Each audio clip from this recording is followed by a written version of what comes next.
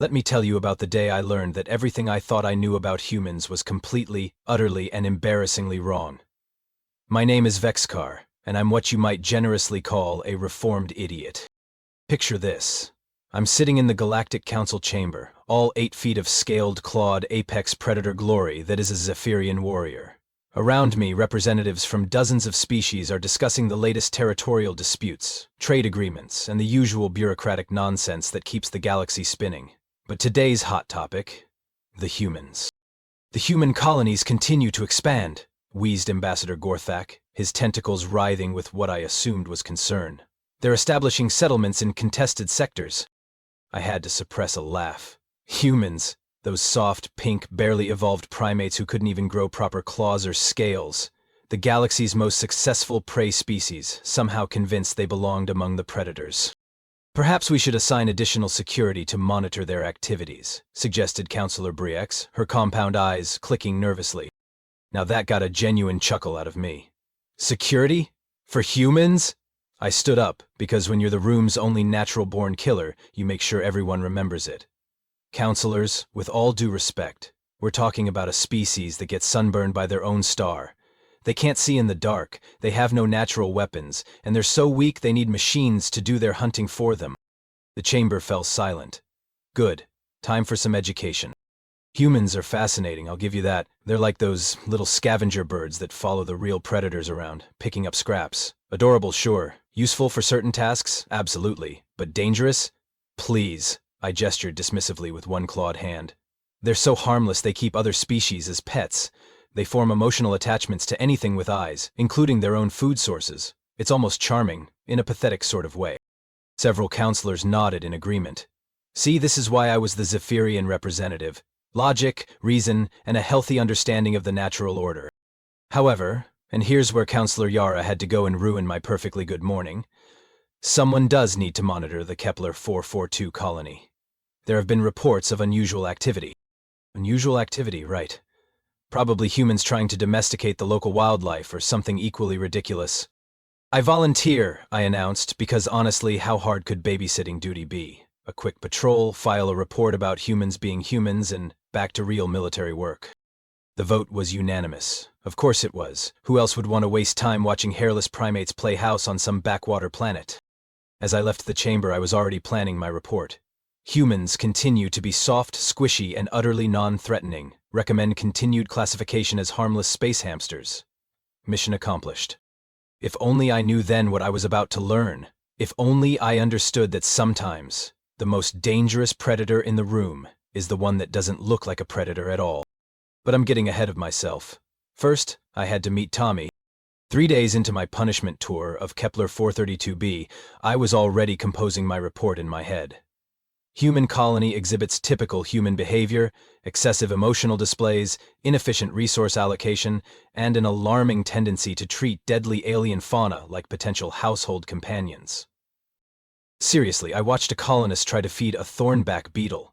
A thornback beetle. These things can punch through titanium plating, and this human was offering it sandwich crumbs like it was some kind of pet.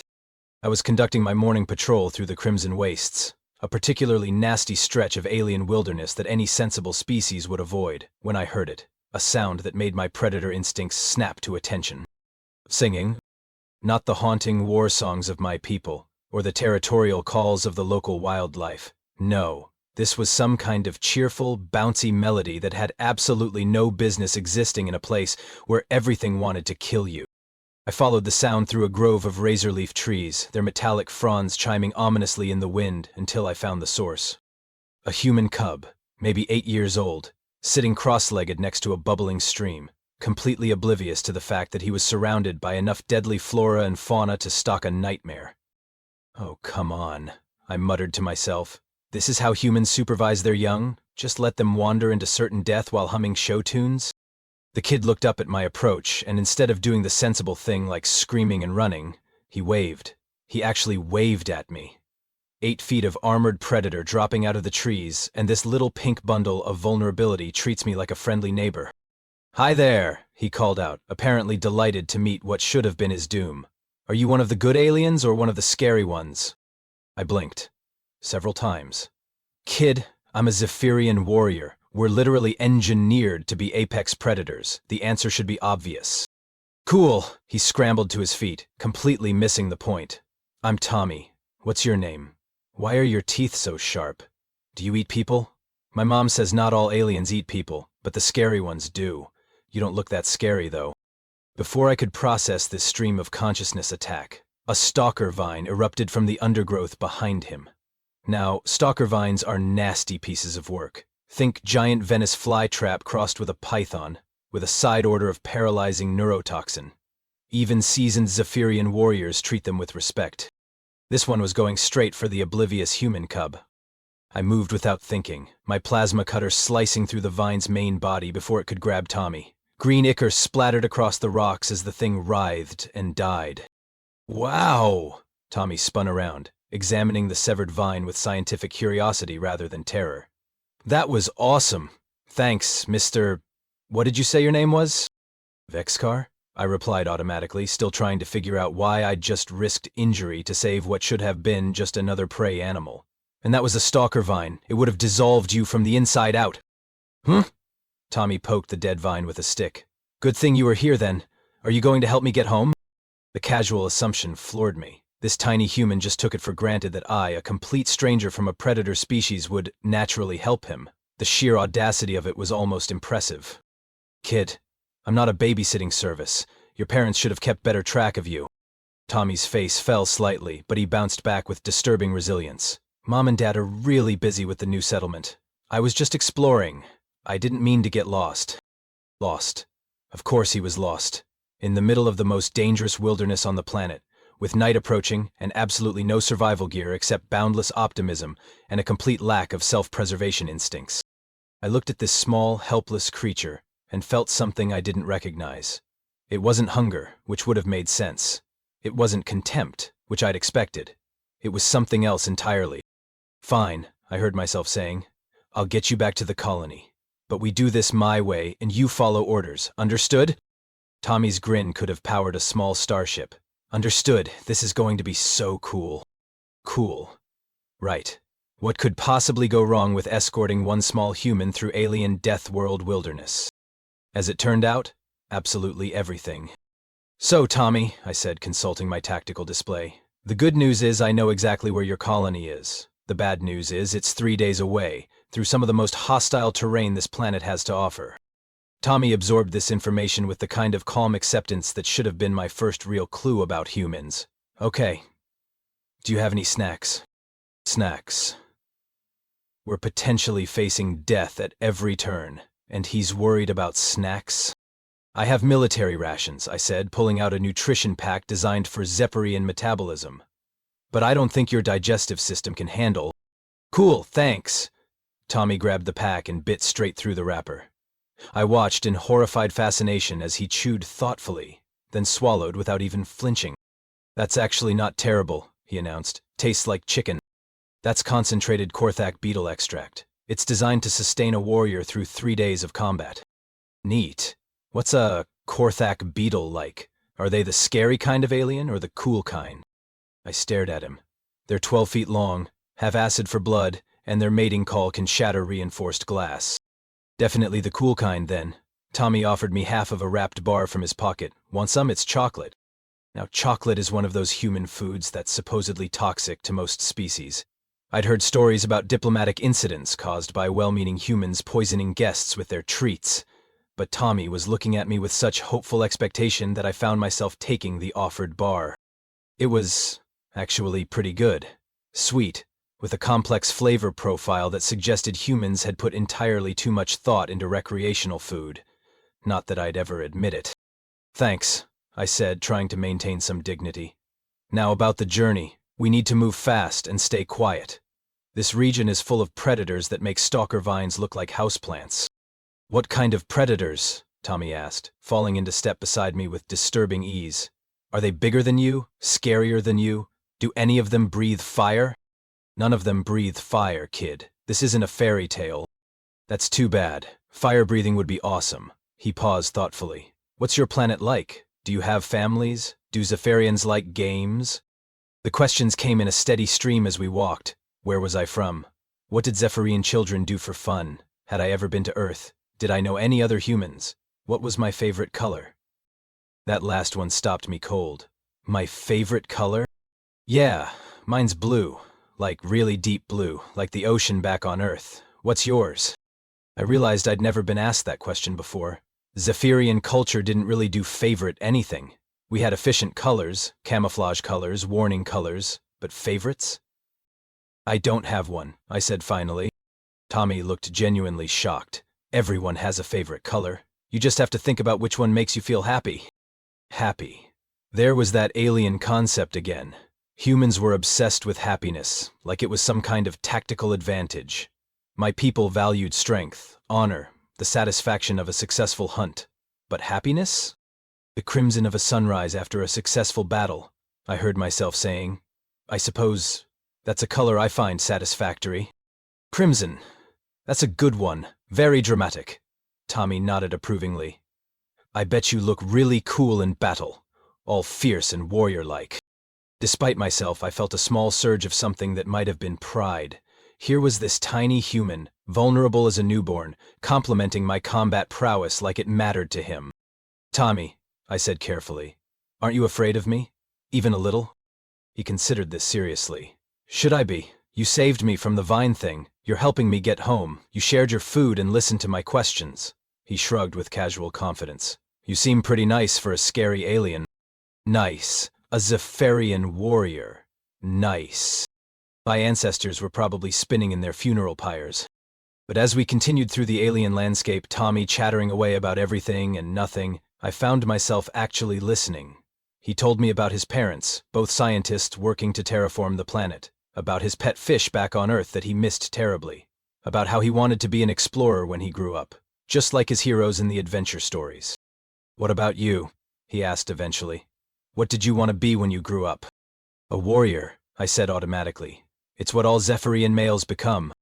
But what did you want to be, before anyone told you what you had to be? The question hit me like a plasma bolt to the chest. Want. Zephyrians didn't deal in wants. We dealt in duty, tradition, the eternal hunt. But if I was honest, really honest. A teacher? I admitted quietly. I wanted to understand things, how they worked, why they existed. I wanted to share that knowledge. Tommy's smile was brilliant. That's awesome. You'd be a great teacher. You know all sorts of cool stuff about scary plants and dangerous aliens. For reasons I couldn't explain, that casual endorsement from a human child meant more to me than a dozen combat commendations. Which should have been my second clue about what I was dealing with. Humans, I was beginning to suspect, were a lot more dangerous than anyone realized. By the time the alien sun started its descent toward the horizon, painting the sky in shades of amber and violet, I was beginning to understand why the Galactic Council had such trouble categorizing humans. Tommy had spent the entire afternoon systematically destroying every assumption I'd ever made about his species. We should make camp here, I announced, surveying a small clearing surrounded by ironbark trees. Their metallic trunks would provide decent shelter, and the elevated position gave us a tactical advantage. The shadow maws come out after dark. Shadow maws. Tommy perked up with that same disturbing enthusiasm he'd shown for every deadly creature we'd discussed. What are those like? Pack hunters. 8 legs, razor claws, and they can phase shift to become nearly invisible. Even experienced Zephyrian warriors avoid them. I began setting up a basic perimeter alarm system. They hunt by sound and heat signature, so we'll need to keep the fire small and conversation to a minimum. I expected Tommy to show some fear, maybe ask for reassurance. Instead, he nodded thoughtfully and started gathering specific types of fallen branches. Tommy, what are you doing? Collecting whisperwood, he said matter-of-factly. It burns cooler and doesn't throw sparks. Also, the smoke has a scent that most predators find unpleasant. He paused in his gathering. My dad taught me that. He's really good at this survival stuff. I stared at the small human. How do you know about whisperwood? That's advanced xenobotany.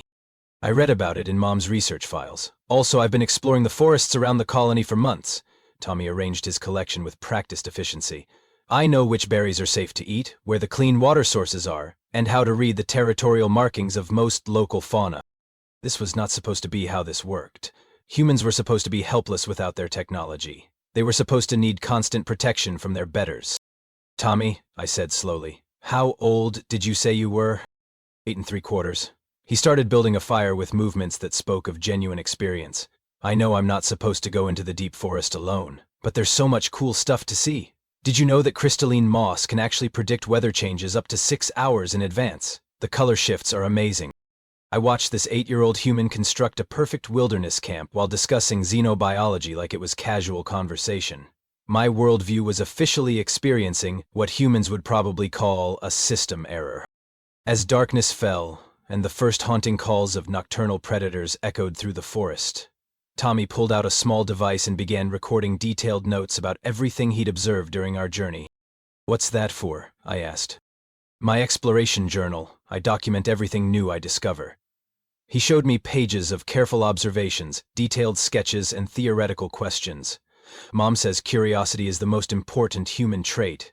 Dad says it's probably going to get me killed someday, but Mom says that's what makes us human."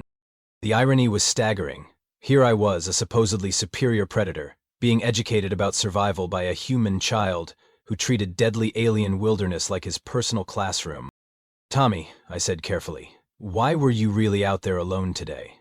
And don't say exploration. 8-year-olds don't typically venture into the crimson wastes for fun." His expression grew serious for the first time since I'd met him. "Mom's been really sick lately. The doctors don't know what's wrong, but she's getting weaker. Dad's trying to hide how worried he is, but I can tell." I waited, recognizing the weight of something important. "There's a flower," Tommy continued quietly. "The aurora bloom. It only grows in the deep wilderness, and it might have properties that could help her. I know it was dangerous to go alone, but—" He shrugged with heartbreaking determination. "She's my mom." And there it was. The piece that made everything else make sense. This wasn't a reckless child wandering into danger for fun. This was a young human undertaking a quest that would challenge experienced warriors, driven by something my species had no equivalent for: unconditional love for family. "Tommy," I said softly, "aurora blooms are incredibly rare. The chances of finding one—" "I know the odds," his voice carried quiet steel. "But zero chance if I don't try, right?" I looked at this small human and finally understood what I was seeing. Not weakness, not foolish optimism. This was courage. Pure, undiluted, terrifying courage that made my own warrior training look like a child's game. "Tell me about your mother," I said. Tommy's face lit up, and for the next hour he painted a picture of Dr. Maria Santos, xenobiologist, terraforming specialist, and apparently the kind of parent who raised children capable of facing down alien wilderness for love. "Humans always says humans are explorers first and everything else second," Tommy explained. "That our job isn't to conquer new worlds, but to understand them. To find ways to live alongside whatever's already there." "Is that why humans make such effective colonists?" I asked. "Not because you're good at fighting, but because you're good at adapting?" "Maybe," Tommy poked at the fire with a stick. "Mom says every species has its own kind of strength. Yours is being really good at combat and protecting things. Ours is being really good at figuring out how to make friends. Friends. With everything. Including apex predators who should be eating them." "Vexkar?"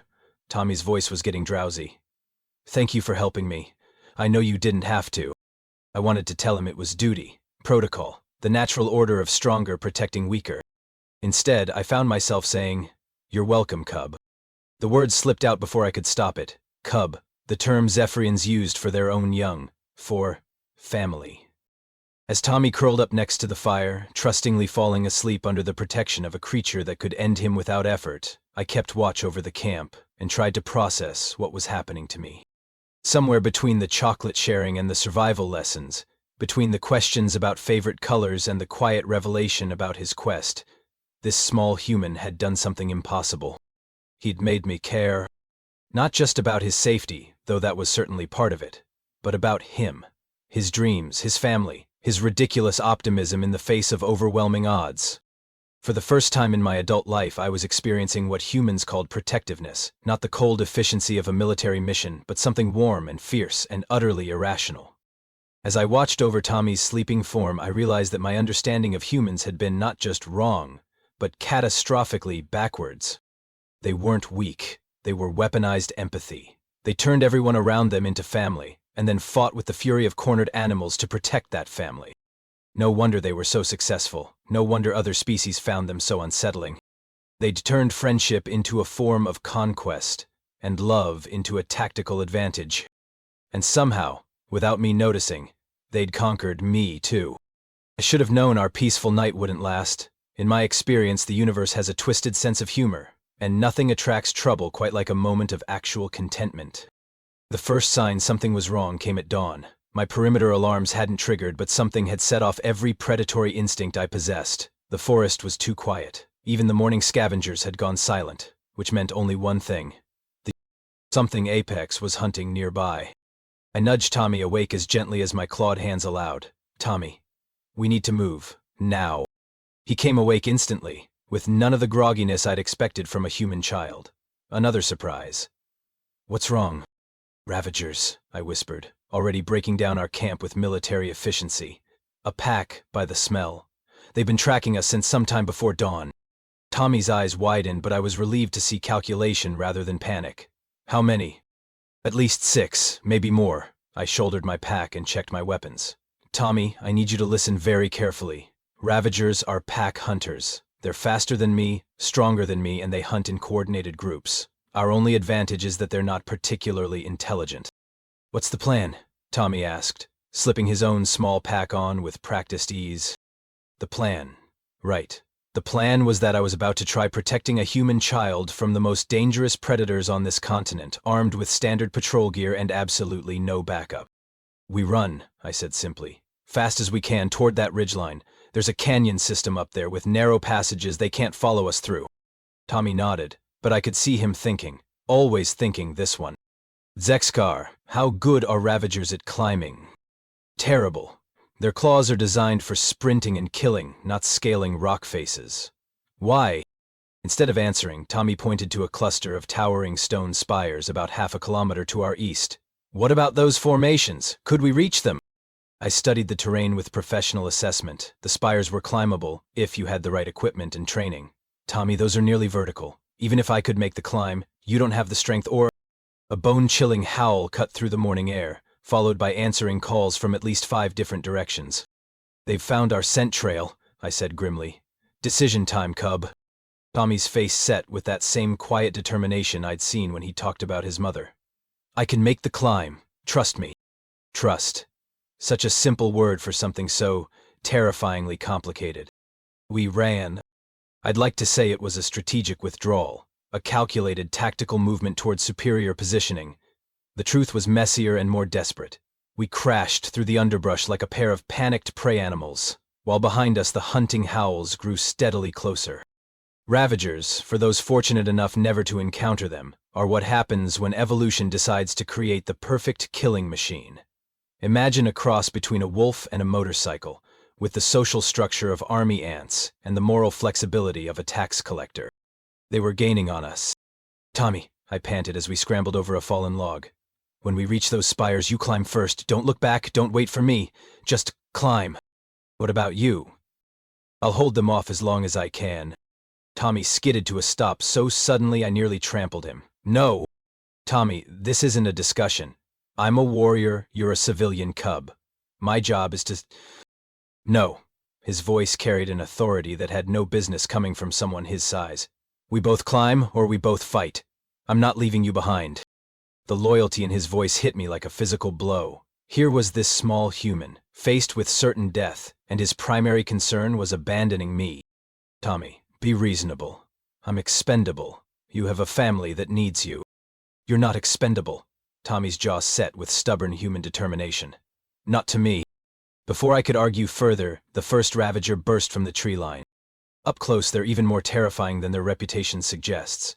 8 feet of lean muscle, midnight black fur, and teeth designed by a committee of nightmares. This one took one look at us and let out a hunting call that made my bones ache.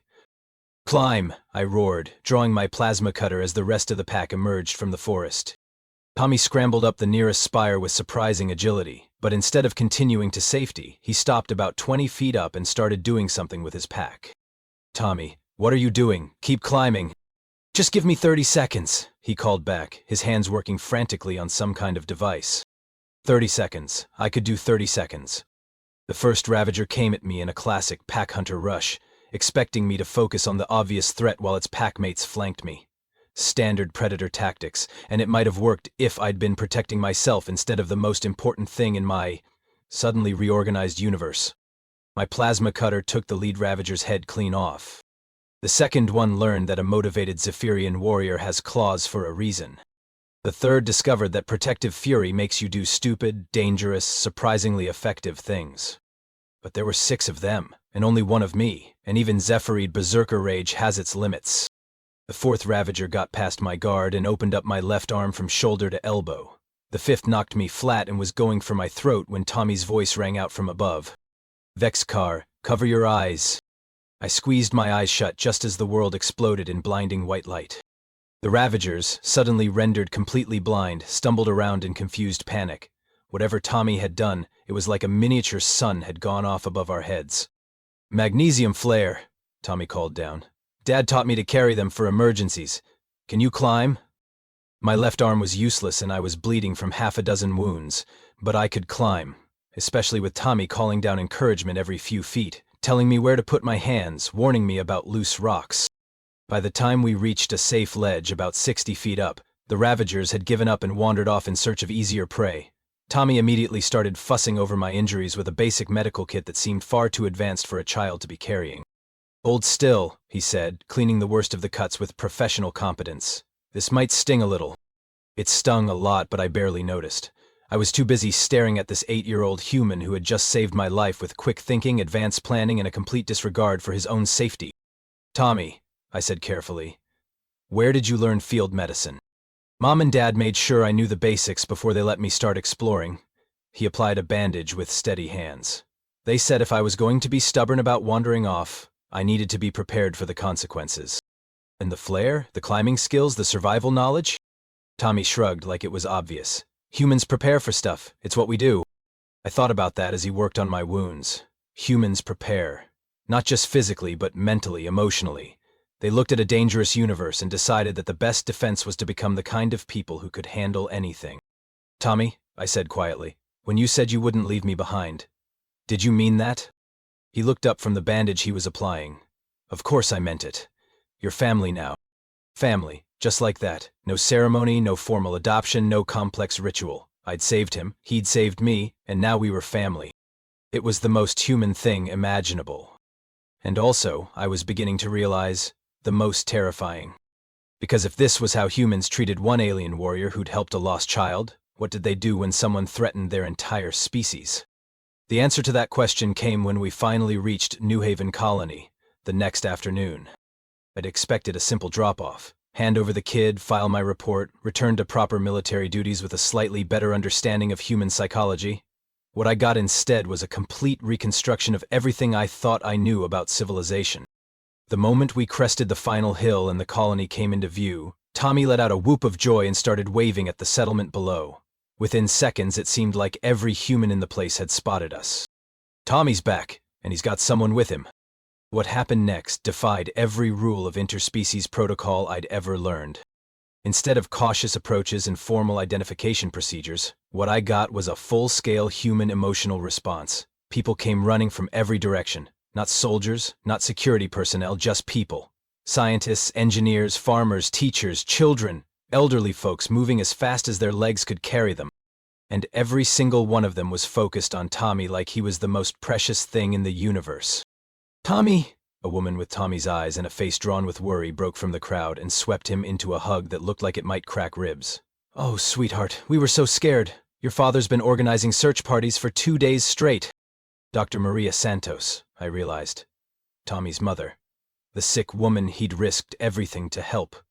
She looked pale and tired, but the relief in her voice was like music. "Mom, I'm okay." Tommy squirmed in the embrace, but he was grinning. "I found an aurora bloom, and I made a friend. This is Vexkar. He saved my life like 6 times. And just like that, the attention of 40-plus humans shifted to me. I'd like to say I handled it with dignity. The truth is, I nearly took a step backward. Not because they were threatening, quite the opposite. The gratitude in their faces was so intense it was almost physical. "Thank you." Dr. Santos approached me with tears in her eyes. "Thank you for bringing him home. It was..." I struggled for words. "He's a remarkable child. Demons is that." A tall man with calloused hands and worried eyes stepped forward. Dr. Carlos Santos, presumably. Tommy's father. I'm Carlos. Maria and I can never repay what you've done. No payment is necessary, I said automatically, then paused because that wasn't quite true anymore. He saved my life as well, multiple times. Carlos smiled, and I recognized where Tommy got his easy warmth. That sounds like our boy, always bringing home strays. Strays. I'd been classified as a stray. What followed was the most overwhelming display of human pack bonding I'd ever witnessed. Within minutes, I found myself surrounded by grateful parents, curious children, and adults who seemed genuinely interested in hearing about our journey. They fed me, food specifically prepared to be safe for Zephyrian physiology because apparently someone had researched that while I was gone. They tended to my remaining injuries with medical supplies that were far too advanced for a frontier colony. They found me temporary quarters and made sure I had everything I might need for a comfortable stay. But it was the children that really drove the point home. Tommy had apparently spent his first hour back telling every kid in the colony about our adventure, with the result that I found myself surrounded by a dozen small humans asking rapid-fire questions about Zephyrian culture, what space combat was like, and whether I wanted to see their pet rock collections. "Are all Zephyrians as nice as you?" asked a girl who couldn't have been more than 6. "Do you want to stay here with us?" added a boy with missing front teeth. "Tommy says you're really good at fighting scary monsters. Will you teach us?" I looked around at these small, trusting faces and felt something inside my chest that I had no name for. These children weren't afraid of me. They were adopting me, just like Tommy had, just like their parents were doing. "Vexcar?" Tommy appeared at my elbow, practically vibrating with excitement. "Want to see something really cool?" He led me to the colony's central research lab, where Dr. Santos was examining the aurora bloom he'd risked everything to find. Under the microscope, the flower's cellular structure revealed compounds that did indeed show promise for treating her condition. "It might not be a cure," she said softly, "but it could buy us time to find one." Tommy knew the odds were against him, I said. He went anyway. "That's humans for you," Carlos chuckled. "We specialize in impossible odds." As the day wore on, I began to understand what I was witnessing. This wasn't just a grateful community welcoming a hero. This was a demonstration of the single most dangerous capability in the known galaxy. Humans didn't just form pack bonds with their own species. They formed pack bonds with everyone, and once you were part of the pack, they would move heaven and earth to protect you. I watched Tommy's parents fuss over him like he'd been gone for years instead of days. I watched the colony's children adopt me as their new favorite uncle. I watched adults who barely knew me go out of their way to make me comfortable and welcome. And I finally understood why the Galactic Council was really worried about human expansion. It wasn't their technology, though that was impressive. It wasn't their adaptability, though that was remarkable. It wasn't even their courage, though Tommy had certainly demonstrated that in abundance. It was this casual, effortless transformation of strangers into family, this ability to make anyone and everyone care about their success and survival. Humans weren't conquering the galaxy with weapons or superior firepower. They were conquering it with friendship, with kindness, with the simple, revolutionary idea that everyone deserved to belong somewhere. They were the ultimate social predators, and their weapon was love. "Vexcar?"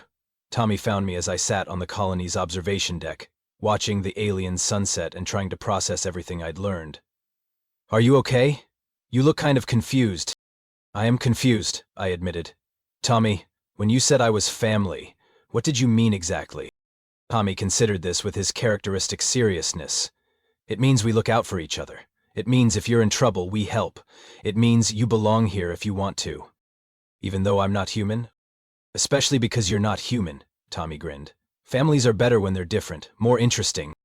I thought about my conversation with the Galactic Council, my certainty that humans were harmless prey animals. I thought about 3 days in the wilderness with the bravest, most adaptable, most dangerously caring creature I'd ever encountered. "Tommy," I said slowly, "I think I'd like to request a transfer, permanent assignment to human space." "Really?" His face lit up like a small sun. "That would be awesome. You could teach the other kids about alien cultures and help with the dangerous wildlife, and Mom and Dad would love having someone with your expertise on the research team." Just like that, my entire future was planned out by an 8-year-old human who'd decided I belonged. 3 months later, I submitted my final report to the Galactic Council. "Humans represent a clear and present danger to existing galactic power structures," I wrote. "Not through military conquest or technological superiority, but through their uncanny ability to transform potential enemies into willing allies. They are not a prey species. They are apex social predators, whose primary weapon is the irresistible urge to adopt everything they encounter.